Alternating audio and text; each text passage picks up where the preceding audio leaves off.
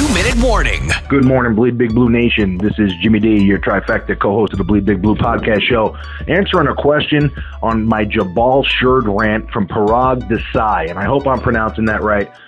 We love that you replied. We love interacting with our fans.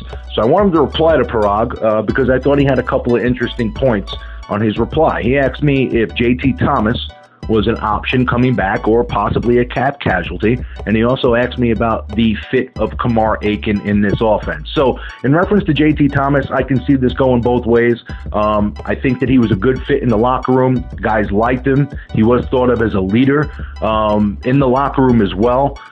I don't know about paying him $3 million coming off the injury. I think if you can work out a reduced rate, maybe $1 million, $1.5 million on a show me contract, I think that's more reasonable. If he's going to play for $3 million, I could see Reese making a move to freeing up a little extra money. I think that move will come down the line.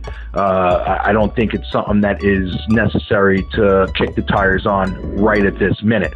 The better question, I thought, Parag, was in reference to Kamar Aiken. I've heard a couple of Giant fans say, this is the guy, go get him. He could be really deadly for us in the slot. My thing is this, you have a slot receiver already. We have Sterling Shepard. I don't need another slot guy. Sterling in the slot is perfect. He's good. That's what the kid can do. He's a strength there.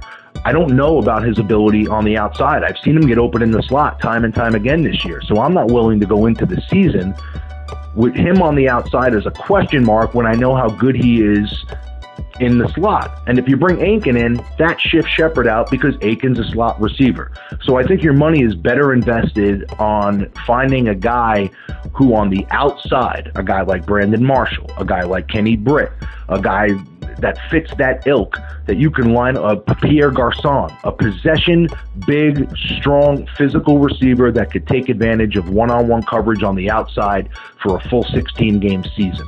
And I don't think Aiken is that guy, and I don't know if Shepard is that guy. And we've spoken many times about the Giants being complacent and settling for what's in-house.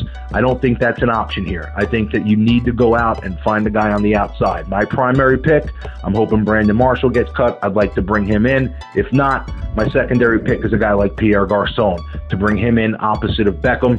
I think he's a perfect fit as well. So those are my answers, Parag. Keep the questions coming. It's going to be a busy off season. We love our fans. We love speaking football with our fans. And just remember, bleed big blue. Always.